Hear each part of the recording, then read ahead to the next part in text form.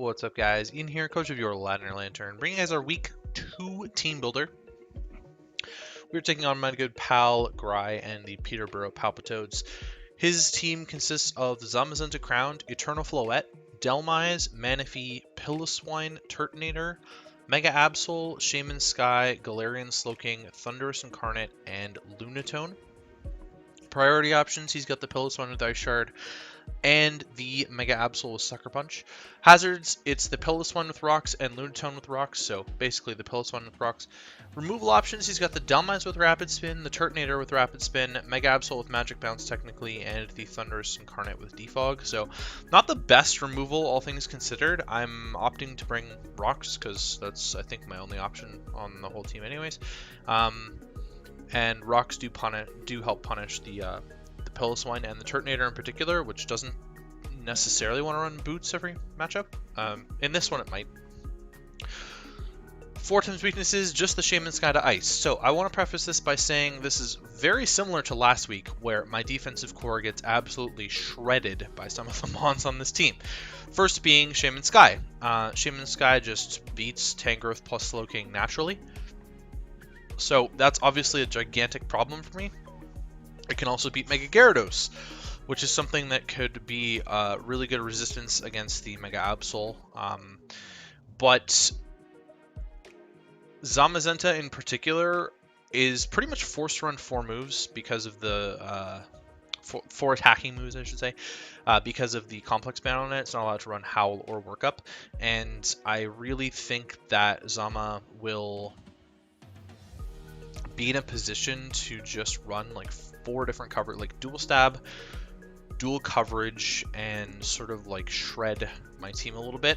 He can definitely afford to run Fire Fang for the Genesect, so even if I was able to live a close combat, which I probably won't, then Fire Fang would be able to shred me a little bit. As well, the speed tiers between Zamazenta and the Shaman Sky, they both naturally outspeed my entire team, which makes things even more threatening, and I can't run Scarf Genesect because of that complex. So there's a lot of moving parts here, and I'm not super thrilled about how this team came out. It's a little bit janky. I will be real, it's a little bit janky. I did discover the only answer to Zamazenta that my team could possibly have, and we'll get into Tangrowth in a second here, but in terms of what I'm not expecting, it's only the Lunatone. I actually think Turtonator brings a lot of defensive utility to this matchup, and I actually think Turtonator is going to come. It is by far his best Cinderace answer. It's actually quite a good Hitmonchan answer if he's terrified of offensive Hitmonchan, which he probably should be, given he has a Mega Absol. It's also a Mimikyu answer, to an extent. It's a Mimikyu answer, and Mimikyu would have been a fantastic bring. I'm opting not to bring it because I didn't think that I could chip Zamazenta enough this game to have Mimikyu go in. However, that doesn't mean that if there was a rematch that I wouldn't bring Mimikyu, because I think Mimikyu actually has a fantastic matchup against his team. Much better than last week where I was trying to bring Mimikyu and I just couldn't fit it on there. What else am I... Oh, Piloswine is 100% coming. Piloswine, Zamazenta, Shaman, and Turtonator I think are the 4 guaranteed, and then I think he'll bring Galarian Slowking and Mega Absol as the other 2. That's my prediction. I think that is what I would do, or I would bring physically defensive Manaphy as the other one. That's the other option there. The problem with physically defensive Manaphy is you have to spec enough to be able to break sub on like a more specially defensive Mega Gyarados with Energy Ball. Otherwise, there's really no point in bringing it at all. But let's start talking about my team. Actually, I do want to touch on this. So I mentioned this in the draft analysis that I didn't remember what the complex was on Shaman, and I still don't, but let's talk about it here. Shaman is not permitted to run Seed Flare, so his best stab option is going to be Energy Ball on, it'll be like Energy Ball Air Slash on the Shaman Sky. That's still enough. Like, the Seed Flare not being there does not matter. The Spadef drops he does not need against my team. The raw power output is pretty much all he needs. It's quite shocking, but my team is actually weak to grass, which is... you don't normally see teams very weak to grass, and mine just happens to be one of them. So the good news is there aren't that many offensive grasses, although as I scroll through here, I see good offensive grasses all the way up until week 8, where it's a Levani, and then week 9 is a good offensive grass. Then there's a Eldegoss, which is not worth being a Pokemon. Actually, I need to update that because he dropped that. Ferrothorn and a Zarude. So I might have to fix this grass problem at some point, but let's start talking about my team. Okay, Tangrowth. This is my actual Zamazenta check. It can kind of handle physically offensive Mega Absol as well. It can definitely handle Dhelmise. It cannot handle Dhelmise. I don't actually have anything for Dhelmise because I had to spec Focus Blast on for the Zamazenta. So, Leech Seed is for some extra recovery. That is maybe something that I should look at dropping. I have Leech Seed on here mainly because I think it's a good chip against the Zamazenta. Like, it's good enough chip against the Zamazenta as well. He might also decide to bring Wish Eternal Floette and Wish Pass in Zamazenta. It's a whole other thing. Giga Drain is necessary for some recovery. It also helps me beat the Pilliswine 1v1. Pilliswine is something that I definitely do beat 1v1. And then Focus Blast is there for the Zamazenta. I thought about changing to Earthquake. Still doesn't really help me against Dhelmise. I'm a little bit out to lunch against Dhelmise. I have Stun Spore here to sort of try and paralyze Zamazenta, and now that I'm thinking about it, Leech Seed's not the best option. Like, it's chip against some stuff though, right? It's chip against the Slowking, which is what I wanted. Maybe dropping Stun Spore is the play because I can't paralyze the Thundurus or the Shaman anyways, and there's really no point in trying to paralyze the Zamazenta. I think if I drop Stun Spore for knockoff, I'd have a better time against the Dhelmise. Potentially Aerial Ace as well. I'm sorry guys, I had a tough time building this the other day, and I'm just looking for some better options for me here.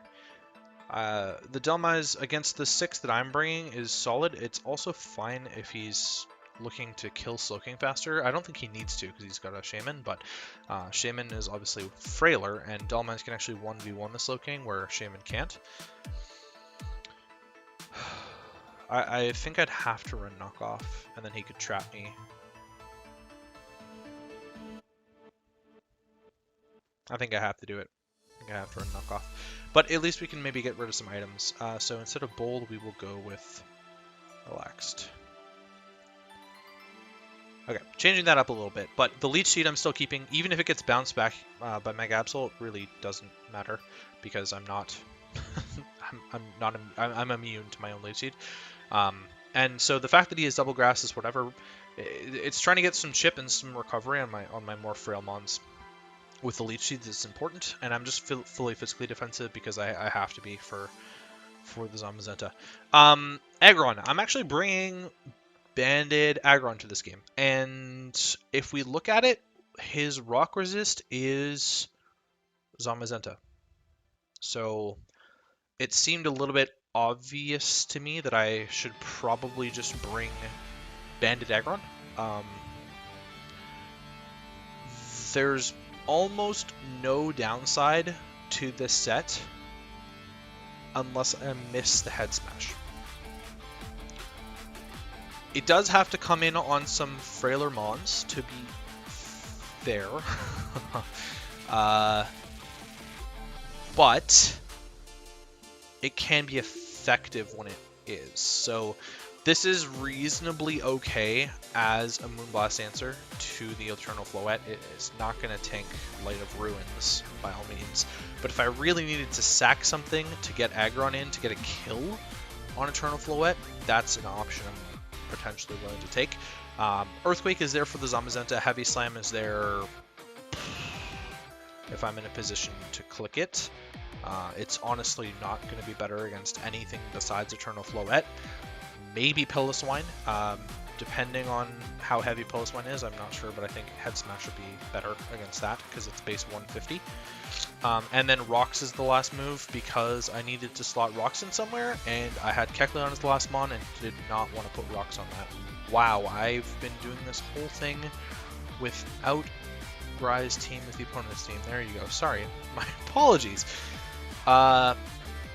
So, Banded Aggron, we'll see what happens. I mean, this is honestly just a prime lead target. I'm running a little bit of speed to outrun no speed Pilliswine. He's got some slower things on there that I can sort of speed creep a little bit by putting the 8 speed the 8 speed points on.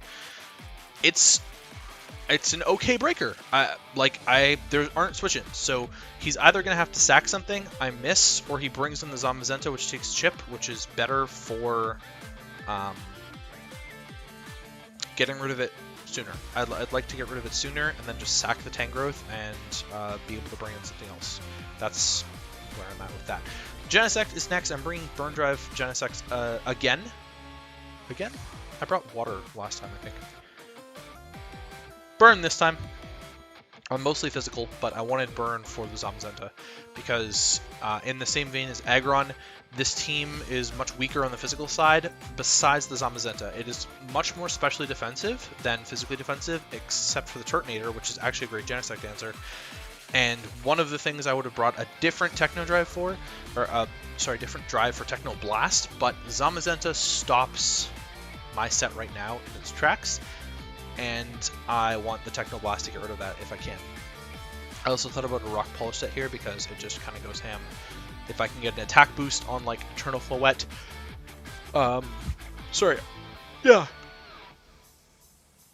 excuse me. An attack boost on the Eternal Floette, which is almost certainly going to be higher Spadef just because of the base stat. It's pretty easy to get an attack boost on that.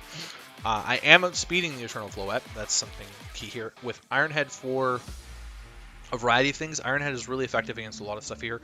E-Speed lets me outspeed Ice Shard. Also is just some priority to be able to pick off the Shaman Sky if necessary, and to outrun Prankster Thundurus, which I thought was reasonably important to outrun. Then yeah, Technoblast Fire for the Zamazenta. So it's not that important. I do have obviously the Tangrowth to switch into Zamazenta. I can't really beat Tangrowth 1v1 without like crits. And once he takes this Spadef drop, he dies to Focus Blast every time from Tangrowth, so I'm not super duper concerned about that. I think he's most likely going to have to switch the Zamazenta, which is why I'm keeping the H-Seed. Genesect it's okay here, right? Like, it gets outsped by some important members: the Shaman, the Zamazenta, the Absol, and the Thundurus, importantly, as well as the Manaphy, but I don't think the Manaphy's going to be running speed. So, unlike last week where I could run Modest, I have to run Timid this week to outspeed Floette. But, yeah, Hasty, because I'm running Extreme Speed, which isn't locked in this generation, but because I'm running a mixed attack. Anyways, Thundurus is a very good win con, and let's talk about Thundurus for a second. I'm running Dual Dance Thundy T with Focus Blast and Thunderbolt. This beats everything not named Delmise. Should beat everything not named Delmise at +2. If I get an agility off, I'm outspeeding Scarf Shaman Sky, which is the fastest thing on the team, because Zamazenta cannot run a Scarf. It's locked into wearing the Dauntless Shield, or that's the ability, Rusted Shield. And then Focus Blast takes care of the things that Thunderbolt can't, i.e. Piloswine. Fully Spadef Piloswine will drop to Modest +2 Focus Blast, which is what I was calculating for. So, I knew I had the speed to be able to, or I knew I had extra room to play around with, and it was just more of a matter of bulk or power. And since I need the power to be able to beat max special defense Piloswine, this is what we're going with on the Thundy. We'll see if it works. That's kind of where I'm at with this whole build. I don't like this matchup, which is something I say quite often in NCL, and that's definitely a problem with my drafting. But I think this Thundy set looks pretty solid, and if it is going to be more specially defensive Delmise, I can switch something else in. It's going to be hard for me to be able to get up both setup moves, but if I can get up both setup moves, then I'm in a good spot. That's also why I have Yachi Berry.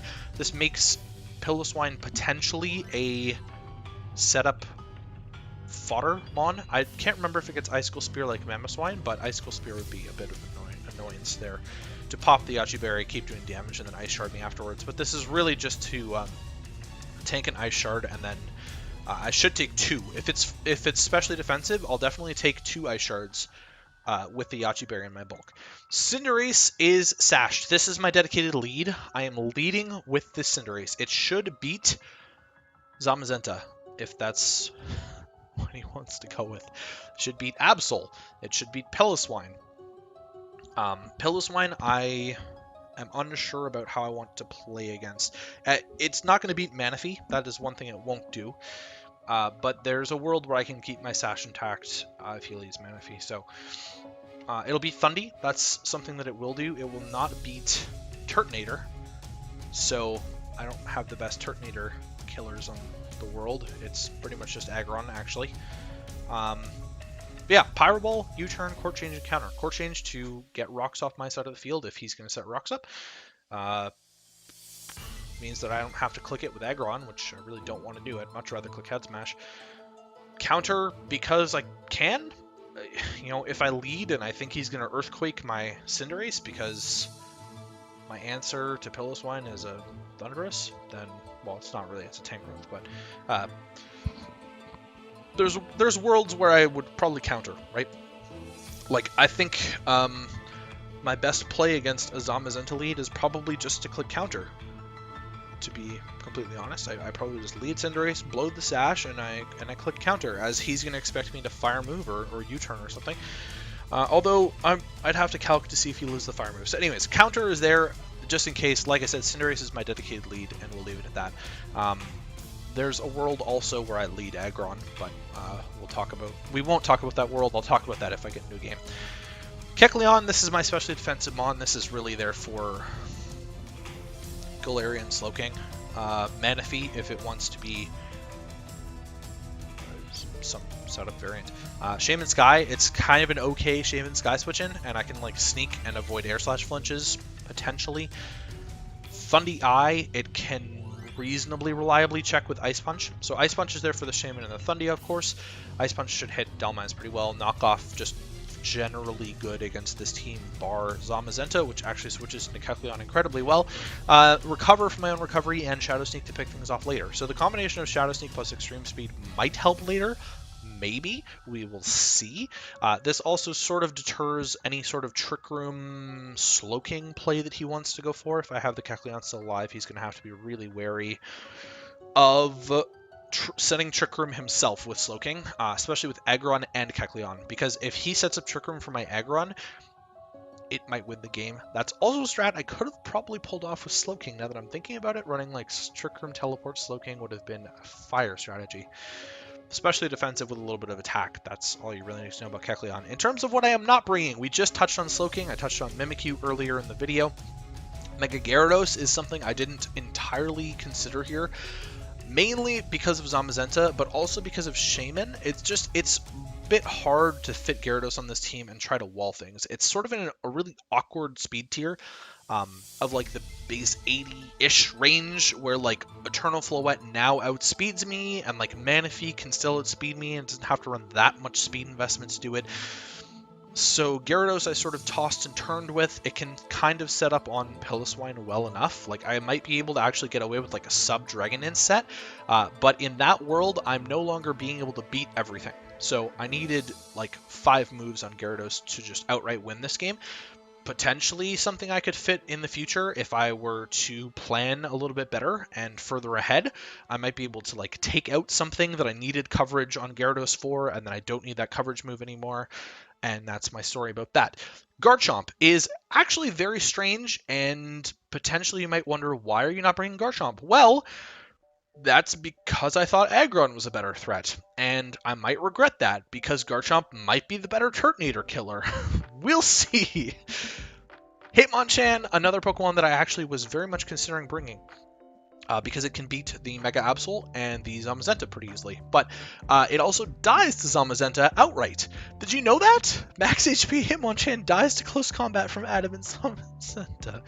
I don't know if he's going to be Adamant or not. Didn't really touch on what Cinderace is outspeeding. I'm outspeeding Mega Absol with this.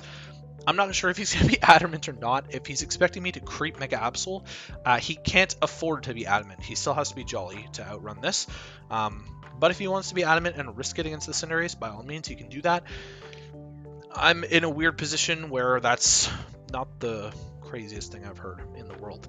But that's going to be for me. For this one, Gry has a super wacky team. Like I seem to always run into him drafting, but it should be fun. Gry and I are pretty good friends, and I'm not really going to be salty about the outcome either way, because I think this is a pretty terrible matchup, and I expect to lose 6-0. So hopefully you guys enjoy the game, and I will catch you guys for the match.